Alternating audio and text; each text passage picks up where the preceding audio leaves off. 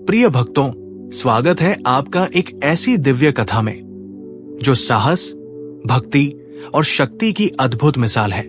आज हम आरंभ कर रहे हैं हनुमान पुराण का भाग 1, जहां आपको मिलेगा भगवान हनुमान के जन्म से जुड़ी दिव्य गाथाएं, उनकी उत्पत्ति की अद्भुत कथाएं और उन अलौकिक घटनाओं का वर्णन जिन्होंने पूरे ब्रह्मांड को आश्चर्यचकित कर दिया। ये केवल एक कथा नहीं, बल्कि एक आध्यात्मिक यात्रा है जो हमें भक्ति, समर्पण और साहस का सच्चा अर्थ सिखाती है।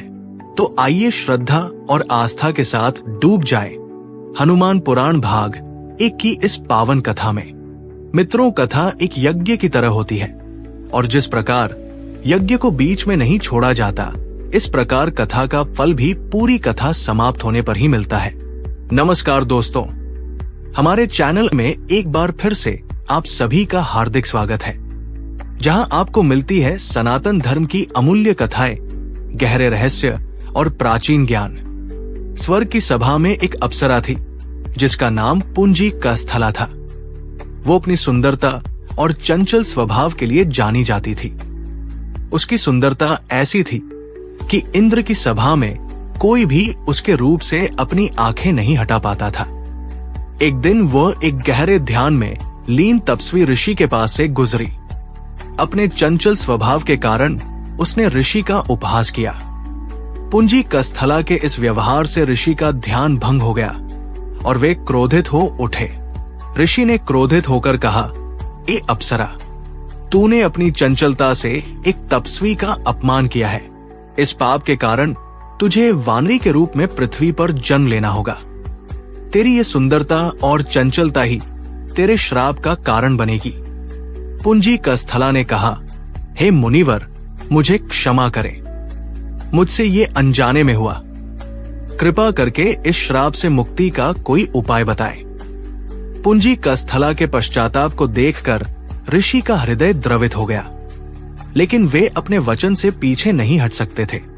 ऋषि ने दयालु स्वर में कहा, मेरा वचन झूठा नहीं हो सकता।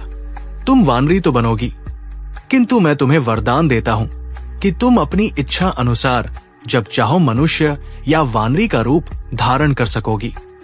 इसी रूप में तुम्हें एक महान पुत्र की मां बनने का सौभाग्य प्राप्त होगा।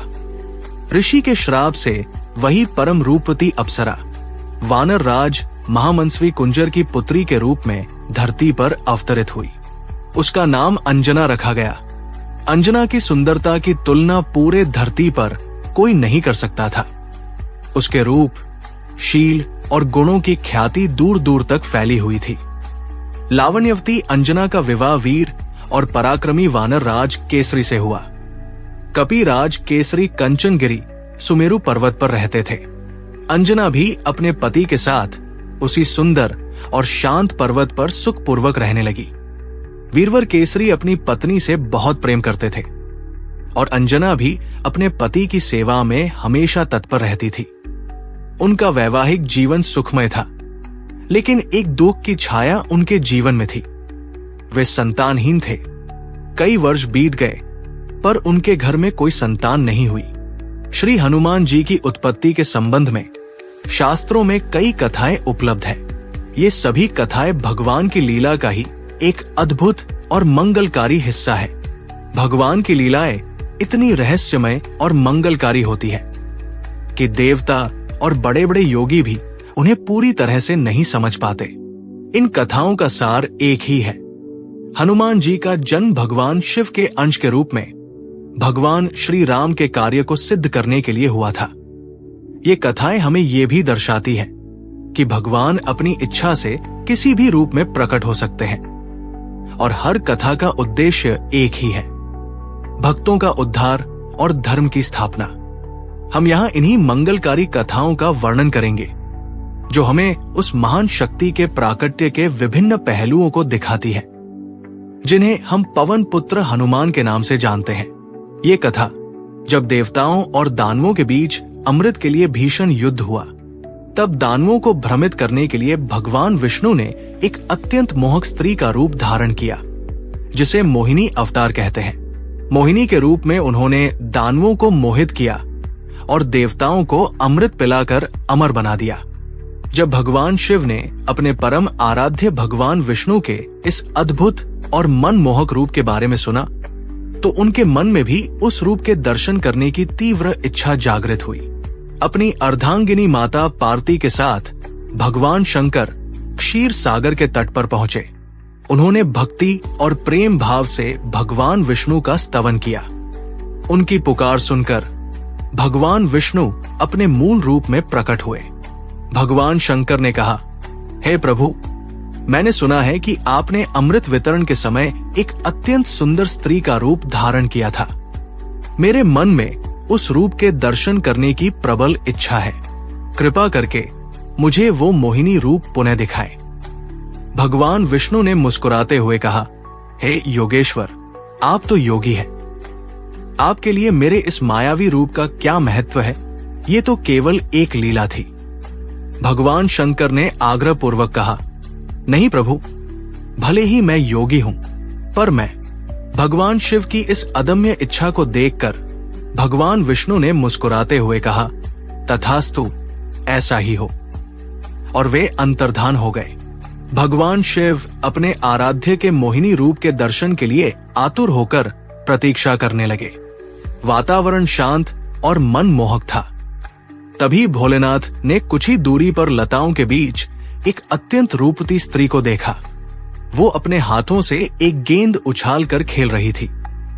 उसका सौंदर्य इतना मनमोहक था कि उसे देखकर योगी भोलेनाथ भी अपनी सुध बुध खो बैठे। वे बिना पलक झपकाए मोहिनी को देखते रहे। उनकी सारी तपस्या और एकाग्रता भंग हो गई। तभी एक शीतल हवा का झोंका आया और मोहिनी का वस्त्र उनके शरीर से खिसक गया, जिससे वो लगभग नग्न हो गई। लज्जा से सिकुड़कर मोहिनी लताओं में छिपने का प्रयास करने लगी। ये दृश्य देखकर चिता भस्म धारण करने वाले योगीराज शंकर का धैर्य भी समाप्त हो गया। वे लज्जा त्याग कर उन्मत्त की तरह मोहिनी के पीछे दौड़ पड़े। मोहिनी योगीराज शंकर को अपनी ओर आते देख मुस्कुराई और दूर भागने लगी। भगवान शिव, जो अपनी एकाग्रता के लिए जाने जाते थे, आज स्वयं अपनी आराध्य की माया में बंधे हुए थे। उनका हृदय प्रेम और आकर्षण से भर गया था। भूत भावन भगवान शिव, जो योग और वैराग्य की मूर्ति है, आज मोहिनी के पीछे दौड़ रहे थे। मोहिनी लगातार उनसे दूर जा रही थी और भगवान शिव का प्रेम और आकर्षण का वेग बढ़ता जा रहा था। इस प्रेम के वेग में भगवान नीलकंठ को अपनी स्थिति का कोई अनुमान नहीं था। वे वनों, पर्वतों, ऋषियों के आश्रमों और देवलोक में भी मोहिनी के पीछे दौड़ते रहे। दौड़ते दौड़ते भगवान शिव ने मोहिनी का हाथ पकड़ लिया। मोहिनी ने तुरंत अपना हाथ छुड़ाया और फिर से भागने लगी। उनके स्पर्श से उत्तेजित कामारी, काम के शत्रु पूरी तरह से सुध बुध खो चुके थे। उस समय माता पार्वती, शिवगण, ऋषिगण और सभी देवगण ये अद्भुत और विस्मयकारी दृश्य देखकर आश्चर्यचकित थे। अंत में योगीराज का वेग शांत हुआ और उन्हें अपनी स्थिति का भान हुआ। उन्होंने हाथ जोड़कर और मस्तक झुकाकर कहा, प्रभु, आपकी माया अगम्य है और उसे पाना संभव नहीं। तभी उनके सामने वनमाला धारी चतुर्भुज प्रभु प्रकट हुए। उन्होंने महादेव की भक्ति और विश्वास की प्रशंसा की और अंतर्धान हो गए। भगवान शंकर का वो वीर्य व्यर्थ नहीं गया। उस वीर्य का भगवान श्रीराम के कार्य को सिद्ध करने की दृष्टि से उपयोग करने के लिए भगवान शंकर ने सप्तऋषियों को प्रेरित किया। उन्होंने उस वीर्य को पत्ते पर स्थापित कर लिया और समय आने पर उसे केसरी की पत्नी माता अंजना के कर्ण मार्ग से प्रवेश करा दिया। इसी दिव्य संयोग से हनुमान जी का जन्म हुआ, जो भगवान शिव के ही अंश थे। माता अंजना की तपस्या और वरदान, वर्षों का सुखमय वैवाहिक जीवन बिताने के बाद भी वानर राज केसरी और उनकी प्राण प्रिया अंजना का मन सूना था। उनके घर में कोई किलकारी नहीं गूंजी थी। संतानहीनता का दुख एक गहरी पीड़ा बनकर उनके हृदय को विचलित कर रहा था। इस दुख से व्याकुल होकर माता अंजना ने एक दिन निश्चय किया कि वे अपने शरीर को कष्ट देकर भी एक योग्य पुत्र को प्राप्त करेंगी। उन्होंने अपने पति की आज्ञा ली और किष्किंधा के उन घने वनों में जाकर अत्यंत कठोर तपस्या आरंभ कर दी। अंजना देवी ने अन्न जल त्याग दिया और केवल ईश्वर के नाम का सहारा लेकर अपनी तपस्या जारी रखी। उनकी तपस्या की अग्नि इतनी तीव्र थी कि उससे पूरा वन प्रकाशमान हो उठा। उनकी तपस्या की कठोरता और निष्ठा देखकर सभी ऋषिमुनि और देवता भी आश्चर्यचकित थे। तभी एक महान तपस्वी महामुनि मतंग, जो अपनी दिव्य दृष्टि से सब कुछ देख रहे थे, उनके पास आए। मुनि मतंग ने शांत स्वर में कहा, हे अंजना देवी, तुम इतनी कठोर तपस्या क्यों कर रही हो? तुम्हारे चेहरे पर एक महान तपस्विनी का तेज है, पर साथ ही एक गहरी वेदना भी दिखाई देती है। माता अंजना ने विनम्रता और करुणा से भरे स्वर में कहा, हे मुनीश्वर, मेरा विवाह वानर केसरी से हुआ है, पर हमारा ये सुख अधूरा है। अब तक मुझे कोई संतान नहीं हुई है। मेरा हृदय इस कमी से बहुत व्याकुल है। मैंने पुत्र प्राप्ति के लिए ये कठोर तपस्या शुरू की है। आप तो सर्वज्ञ हैं, कृपा करके मुझे एक योग्य पुत्र की प्राप्ति का उपाय बताएं। मतंग का हृदय करुणा से भर गया। उन्होंने अपनी दिव्य दृष्टि से भूत, भविष्य और वर्तमान का अवलोकन किया। वे समझ गए कि माता अंजना का भाग्य कितना महान है और उनके गर्भ से एक ऐसे पुत्र का जन्म होना है जो स्वयं भगवान शिव का अंश होगा और भविष्य में भगवान श्री राम की सेवा करेगा। मुनि मतंग ने शांत और गंभीर स्वर में कहा, हे देवी अंजना, तुम चिंता को त्याग दो। तुम्हारे भाग्य में एक ऐसा पुत्र लिखा है जिसके पराक्रम और कीर्ति से तीनों लोग गूंज उठेंगे। मैं तुम्हें उस तप का उपाय बताता हूं जो तुम्हें तुम्हारे मनोरथ की सिद्धि तक ले जाएगा। तुम वृषभांचल पर्वत पर जाओ, जो साक्षात भगवान वेंकटेश्वर का निवास स्थान है। वहां जाकर तुम श्रद्धा और भक्ति पूर्वक उन वियत गंगा तीर्थ में स्नान करना और उसका शुद्ध पावन जल ग्रहण करना। उसके बाद तुम एकाग्रचित्त होकर उसी तीर्थ के तट पर पवन देव की कठोर तपस्या करना। तुम्हारी निष्ठा और पवित्रता से प्रसन्न होकर पवन देव तुम्हें एक ऐसा वरदान देंगे जिससे तुम्हें एक पुत्र की प्राप्ति होगी। तुम्हारा वो पुत्र अपनी शक्ति, बुद्धि और पराक्रम से देवता, राक्षस और मनुष्यों को भी पराजित करने में सक्षम होगा। वो अस्त्र शस्त्रों से भी अभेद्य होगा और उसकी शक्ति अतुलनीय होगी। माता अंजना मुनि के इन शब्दों से आशा और प्रसन्नता से भर उठती है। वे अपने दुख को भूलकर मुनि के चरणों में प्रणाम करती है और तुरंत वृषभांचल की ओर प्रस्थान करने लगती है। महामुनि के शब्दों से माता अंजना के भीतर एक नई आशा का संचार हुआ। उनके मुख पर एक दिव्य तेज प्रकट हो गया। उन्होंने मुनि के चरणों में बार बार प्रणाम किया और कृतज्ञता पूर्वक आशीर्वाद लिया। फिर वे बिना कोई समय गवाए उस महान वरदान को पाने के लिए वृषभांचल की यात्रा पर निकल पड़ी। उनका मन अब दुख से नहीं बल्कि आने वाले अद्भुत भविष्य की कल्पना से आनंदित था। माता अंजना अत्यंत श्रद्धा, विश्वास और धैर्य के साथ तपस्या करती रही। उन्होंने जल और वायु पर ही जीवन यापन किया, अपने शरीर की कोई परवाह नहीं की। उनकी तपस्या की पवित्रता और कठोरता से तीनों लोक हिल उठे।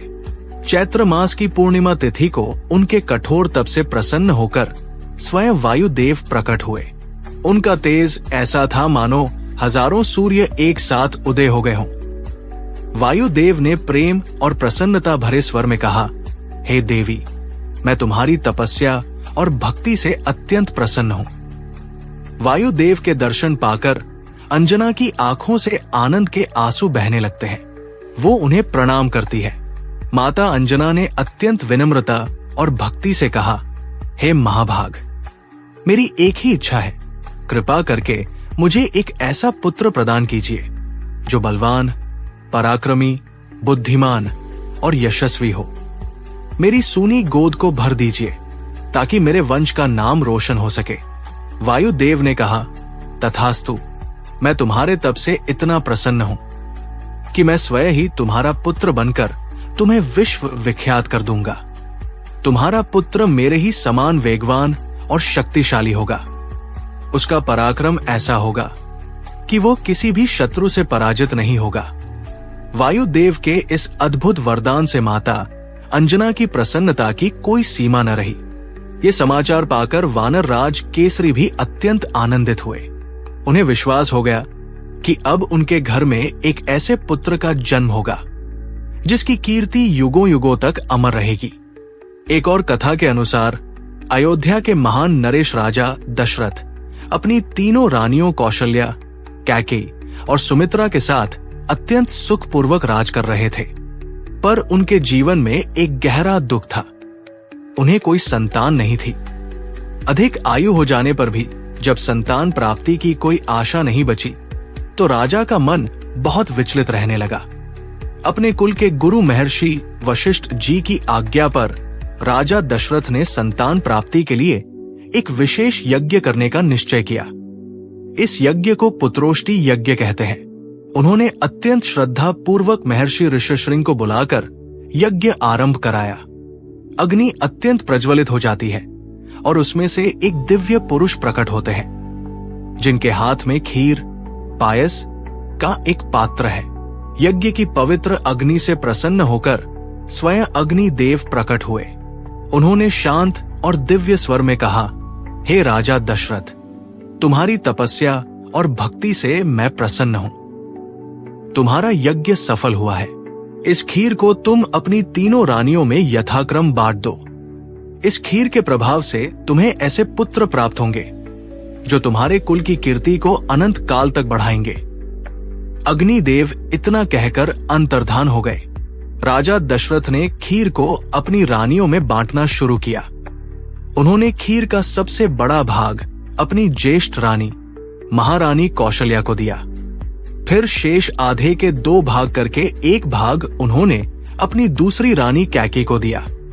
अंत में बचे हुए भाग को राजा ने माता कौशल्या और माता कैकेयी के हाथों पर रखकर उन दोनों की अनुमति से अपनी सबसे छोटी रानी सुमित्रा को दे दिया। माता कैकेयी हाथ में खीर लिए कुछ सोच रही थी कि अचानक आकाश से एक चील झपट कर आई और अपनी चोंच में खीर को ले गई। वो तुरंत आकाश में उड़ गई। तब माता कैकेयी व्याकुल हो गई। महाराज दशरथ की प्रेरणा से माता कौशल्या और माता सुमित्रा ने अपनी खीर का थोड़ा थोड़ा भाग माता कैकेयी को दे दिया। तीनों रानियां गर्भवती हुई। महारानी कौशल्या से भगवान श्री राम, माता कैकेयी से भगवान भरत और माता सुमित्रा से भगवान लक्ष्मण और भगवान शत्रुघ्न प्रकट हुए। कपिराज केसरी अपनी सुंदर पत्नी अंजना के साथ सुमेरु पर्वत पर रहते थे। माता अंजना ने पुत्र प्राप्ति के लिए 7 सहस्त्र वर्षों तक भगवान शंकर की उपासना की। प्रसन्न होकर भगवान भोलेनाथ ने कहा, तुम्हारे पुत्र की कोई कमी नहीं रहेगी। तुम एक एकादश रुद्रों के अवतार को जन्म दोगी। माता अंजना अंजलि फैलाए शिव द्वारा दिए गए मंत्र का जप करने लगी। उसी समय क्रोधित चील कैकेयी के भाग्य का खीर लिए आकाश में उड़ रही थी। अचानक एक तेज हवा का झोंका आया और चील का अंग सिकुड़ने लगा। खीर उसके चोंच से गिर गई। पवन देव पहले से ही तैयार थे। उन्होंने वो खीर माता अंजना की अंजलि में डाल दिया। भगवान शंकर पहले ही बता चुके थे, इसलिए माता अंजना ने तुरंत पवन के प्रसाद रूपी खीर को अत्यंत आदर पूर्वक ग्रहण कर लिया और वे गर्भवती हो गई। वो शुभ घड़ी आ ही गई थी। चैत्र शुक्ल पूर्णिमा, मंगलवार की वो पवित्र वेला जब भगवान शिव का 11वां रुद्र अवतार धरती पर प्रकट होने वाला था। भगवान शिव ने अपने परम आराध्य भगवान श्रीराम की अवतार लीला में सहायता करने के लिए अपने अंश 11वें रुद्र के रूप में इस शुभ तिथि और शुभ मुहूर्त में माता अंजना के गर्भ से पवन पुत्र महावीर हनुमान के रूप में धरती पर जन्म लिया। ये कोई सामान्य जन्म नहीं था।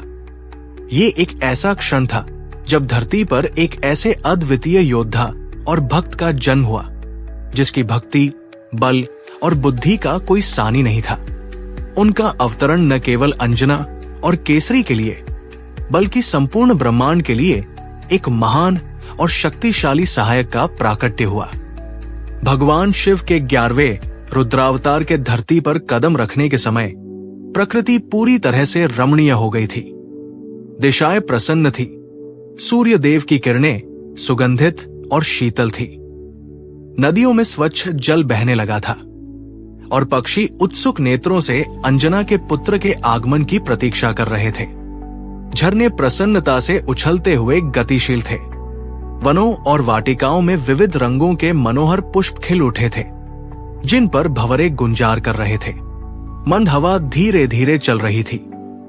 भगवान शंकर माता अंजना के पुत्र के रूप में प्रकट हुए और प्राकट्य काल में ही हनुमान जी का सौंदर्य अतुलनीय और अवर्णनीय था। उनकी शारीरिक कांति पिंगल वर्ण की थी। उनके रोम और नेत्र भी पिंगल वर्ण के थे। हनुमान जी बिजली की चमक जैसे अतुलनीय स्वर्ण निर्मित मनोहर कुंडल धारण किए हुए ही माता अंजना के गर्भ से अवतरित हुए। उनके मस्तक पर मणि जटित टोपी शोभा दे रही थी और उन्होंने कौपीन और काश का वस्त्र पहना था। उनके चौड़े वक्ष पर यज्ञोपवीत शोभा दे रहा था। हाथ में वज्र था और कमर पर मूंज की मेखला सुशोभित थी। अपने पुत्र का अलौकिक रूप सौंदर्य देखते ही माता अंजना आनंद से भर गई। भाग्यवती धरती पर हनुमान जी के कदम रखते ही माता अंजना और कपिराज केसरी के आनंद की कोई सीमा नहीं रही। हर और हर्ष और उल्लास की लहरें दौड़ पड़ी। देवगण, ऋषिगण, कपिगण, पर्वत, झरने, नदियां, समुद्र, पशु पक्षी और जड़ चेतन सभी पुलकित हो उठे। हर तरफ हर्ष और आनंद का साम्राज्य व्याप्त हो गया था। माता अंजना अपने प्यारे पुत्र हनुमान जी का लालन पालन बड़े मनोयोग से करती थी। कपिराज केसरी भी उन्हें बहुत प्यार करते थे।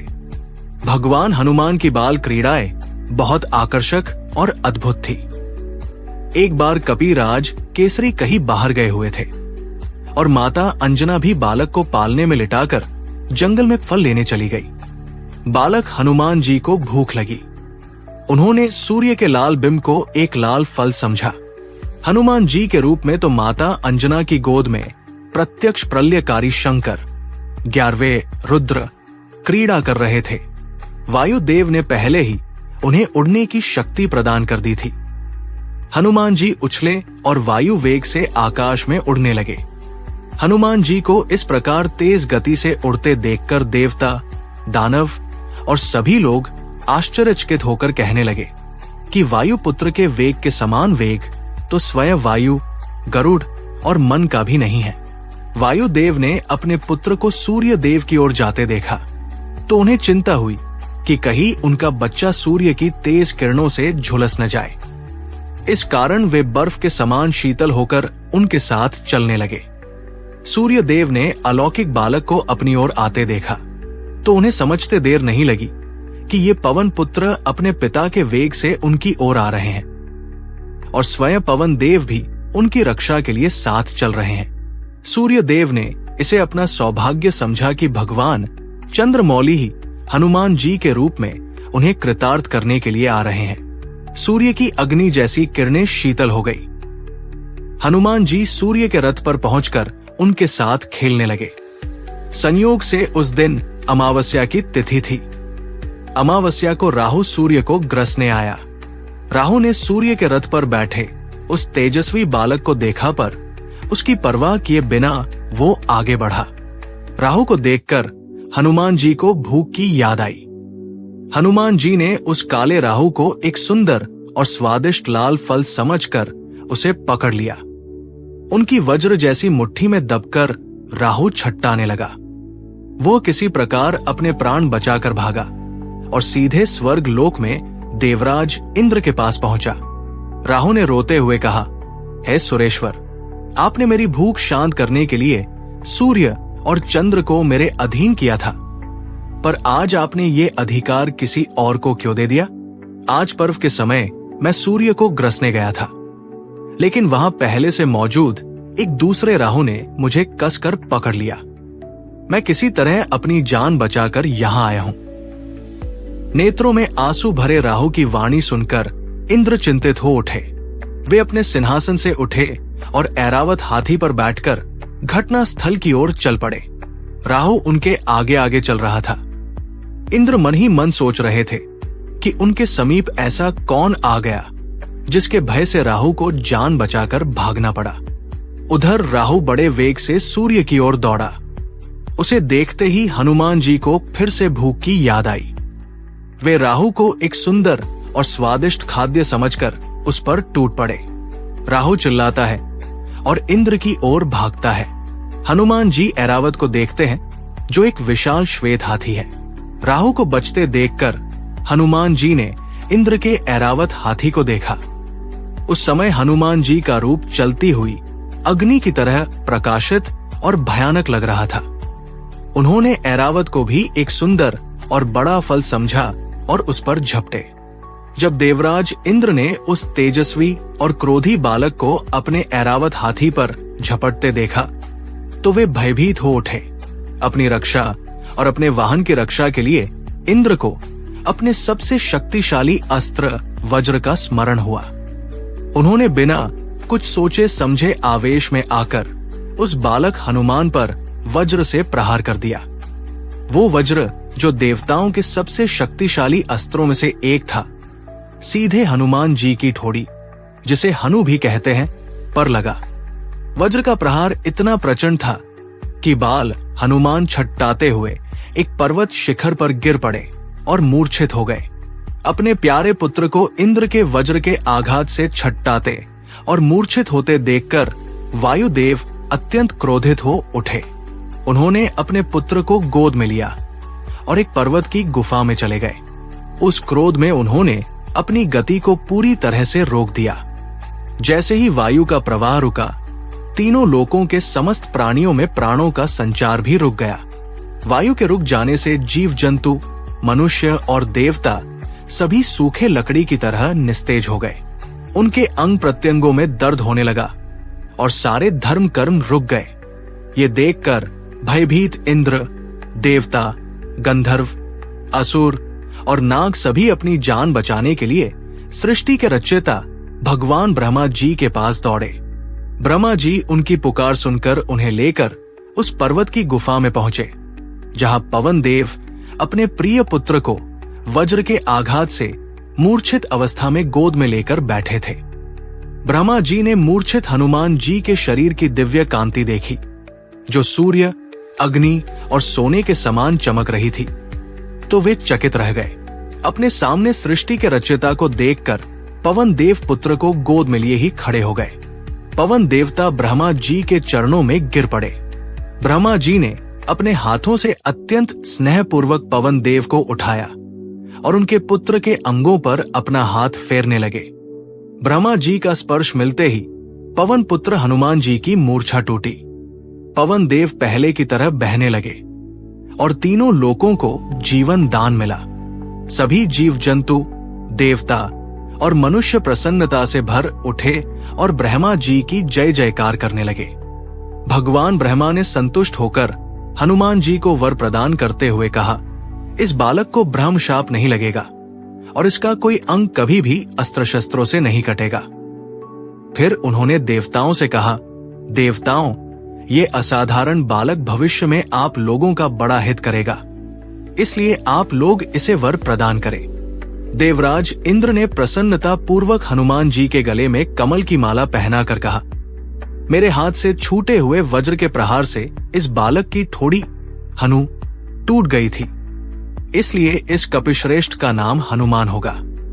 इसके अतिरिक्त इस बालक पर मेरे वज्र का कोई प्रभाव नहीं पड़ेगा और इनका शरीर मेरे वज्र से भी अधिक कठोर होगा। वहां उपस्थित सूर्य देव ने कहा, मैं इसे अपने तेज का सिवा भाग प्रदान करता हूं। साथ ही मैं इसे समय पर शिक्षा देकर शास्त्रों और ब्रह्म ज्ञान में भी पारंगत कर दूंगा। ये अद्वितीय विद्वान और वक्ता होगा। वरुण देव ने कहा, ये बालक मेरे पाश और जल से सदा सुरक्षित रहेगा। यमदेव बोले, ये निरोग और मेरे दंड से सदा अभेद्य रहेगा। पिंगल वर्ण के यक्षराज कुबेर ने कहा, युद्ध में इसे कभी विषाद नहीं होगा। ये मेरी गदा से सुरक्षित रहेगा और मेरे यक्षों से भी कभी पराजित नहीं होगा। भगवान विश्वकर्मा बोले, ये बालक मेरे द्वारा निर्मित सभी दिव्य अस्त्रों और शस्त्रों से सदा सुरक्षित रहकर दीर्घायु होगा। इस प्रकार देवताओं के अमूल्य वरदान दे देने पर ब्रह्मा जी ने अत्यंत प्रसन्न होकर कहा, ये दीर्घायु महात्मा तथा सभी प्रकार के ब्राह्मण दंडों से अभेद्य होगा। प्रसन्न ब्रह्मा जी ने पवन देव से कहा, मारुति, तुम्हारा ये पुत्र शत्रुओं के लिए भयंकर और मित्रों के लिए अभयदान देने वाला होगा। इसे युद्ध में कोई पराजित नहीं कर सकेगा। ये इच्छानुसार रूप धारण कर जहां चाहे वहां जा सकेगा। ये अत्यंत यशस्वी होगा और अत्यंत अद्भुत एवं रोमांचकारी कार्य करेगा। इस प्रकार वर प्रदान कर ब्रह्मा आदि देवगण और ऋषिगण अपने अपने स्थान के लिए प्रस्थान कर गए। देवताओं द्वारा दिए गए वरदानों से संपन्न होने के कारण हनुमान जी बड़े ही चंचल और नटखट थे। एक तो वे प्रलयकारी भगवान शंकर के अवतार थे, दूसरे कपि बालक, और ऊपर से देवताओं द्वारा दिए गए अमूल्य वरदान। उनकी चंचलता से माता पिता प्रसन्न होते थे। शेर की पूंछ पकड़कर उसे चारों ओर घुमाना और हाथी को पकड़कर उसकी शक्ति का अनुमान लगाना तो उनकी नित्य क्रिया थी। वे विशाल वृक्षों को जड़ सहित हिला देते थे। कोई पर्वत शिखर ऐसा नहीं था जहां वे छलांग लगाकर न पहुंचे। हनुमान जी ऋषियों के आश्रमों के समीप भी जाते थे और वहां कुछ न कुछ ऐसी चंचलता कर बैठते जिससे तपस्वियों को कष्ट होता था। वे एक ऋषि का आसन दूसरे ऋषि के पास रखते थे। किसी के कमंडल का जल उलट देते तो किसी का कमंडल पटक कर तोड़ देते थे। वे जब करते मुनियों की गोद में बैठ जाते और उनकी दाढ़ी नोच कर भाग जाते थे। इन सभी शरारतों के कारण ऋषियों की तपस्या में बाधा पड़ती थी। ब्रह्मा आदि देवताओं द्वारा दिए गए वरदानों से परिचित होने के कारण ऋषिगण विवश होकर चुप रह जाते थे, पर उन्हें बड़ा कष्ट होता था। धीरे धीरे हनुमान जी की आयु अध्ययन के योग्य हो गई, फिर भी उनकी चंचलता बनी रही। माता पिता भी बड़े चिंतित थे और उन्होंने ऋषियों से विनम्रता पूर्वक निवेदन किया। तपोधानों ने कहा, ये कार्य भक्तों के लिए उचित नहीं है। दीन भाव से ही प्रभु का कार्य हो सकेगा। इसलिए भृगु और अंगिरा ऋषि के वंश में उत्पन्न ऋषियों ने हनुमान जी को शाप दे दिया। ऋषियों ने कठोर पर कल्याणकारी स्वर में कहा, हे वानर बालक, तुम जिस बल का आश्रय लेकर हमेशा चंचल रहते हो, आज से तुम हमारे शाप के कारण उस बल को दीर्घकाल तक भूले रहोगे। तुम्हें अपनी शक्ति का कोई आभास नहीं होगा। जब तक कि कोई तुम्हें तुम्हारी कीर्ति का स्मरण नहीं कराएगा, तभी तुम्हारा बल वापस आएगा। तपस्वी मुनियों के इस प्रकार शाप देने से पवन कुमार का तेज और रोष कम हो गया और वे अत्यंत सौम्य स्वभाव के हो गए। अब वे अन्य वानर किशोरों की तरह आश्रमों में शांत भाव से विचरण करने लगे। उनके मधुर व्यवहार से ऋषि मुनि भी प्रसन्न रहने लगे। बालक पर सर्वाधिक प्रभाव माता की शिक्षा का पड़ता है। हनुमान जी की माता अंजना देवी परम सदाचारिणी, तपस्विनी और सद्गुणों से संपन्न एक आदर्श माता थी। उन्होंने अपने पुत्र को प्राप्त करने के लिए जितनी तत्परता से कठोर तपस्या की थी, उसी तत्परता से वे अपने प्यारे बालक के जीवन का निर्माण करने के लिए सजग और सावधान रहती थी। वे हनुमान जी के वीरता पूर्ण कार्य देखकर मन ही मन प्रसन्न होती और उन्हें प्रोत्साहन देती थी। पूजा के बाद और रात को सोने से पहले वे अपने प्राणों से भी प्यारे पुत्र को पुराणों की कथाएं सुनाया करती थी। वे आदर्श पुरुषों के चरित्र बार बार सुनाती और अपने पुत्र का ध्यान उनकी ओर आकर्षित करती रहती थी। जब माता अंजना भगवान श्रीराम के अवतार की कथा शुरू करती, तब बालक हनुमान का सारा ध्यान कथा में ही केंद्रित हो जाता था। वे माता से बार बार श्रीराम कथा ही सुनाने का आग्रह करते थे। माता अंजना उल्लासपूर्वक कथा सुनाती और हनुमान जी उस कथा को सुनकर भाव विभोर हो जाते थे। उनकी आंखों में आंसू भराते और अंग फड़कने लगते थे। वे सोचते, यदि मैं भी वही हनुमान होता। कथा सुनाते सुनाते माता अंजना कहती, पुत्र, तू भी वैसा ही हनुमान बनेगा। अभी लंका में एक रावण राज करता है और अयोध्या नरेश दशरथ के पुत्र के रूप में भगवान श्री राम का अवतार भी हो चुका है। तू जल्दी ही बड़ा हो जा। श्री राम की सहायता करने के लिए बल और पुरुषार्थ की आवश्यकता है। तू यथाशीघ्र बलवान और पराक्रमी हो जा।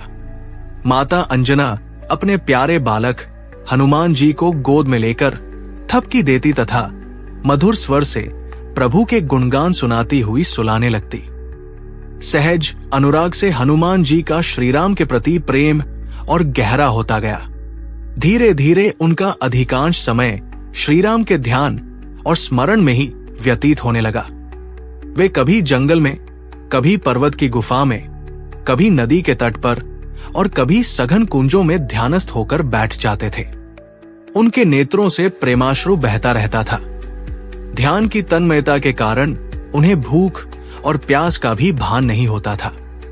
हनुमान जी की मानसिक स्थिति देखकर माता अंजना कभी कभी उदास हो जाती थी और वानर राज केसरी भी प्राय चिंतित रहते थे। हनुमान जी की आयु भी विद्या अध्ययन के योग्य हो गई थी।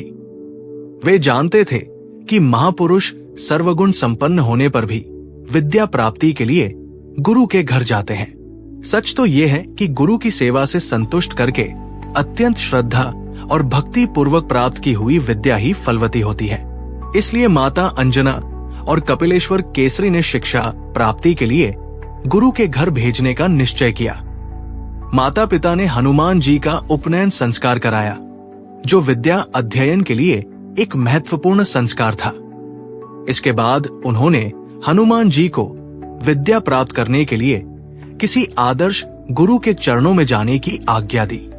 माता अंजना ने अत्यंत स्नेह और विश्वास से भरे स्वर में कहा, पुत्र, सभी शास्त्रों के ज्ञाता और समस्त लोकों के साक्षी भगवान सूर्य देव है।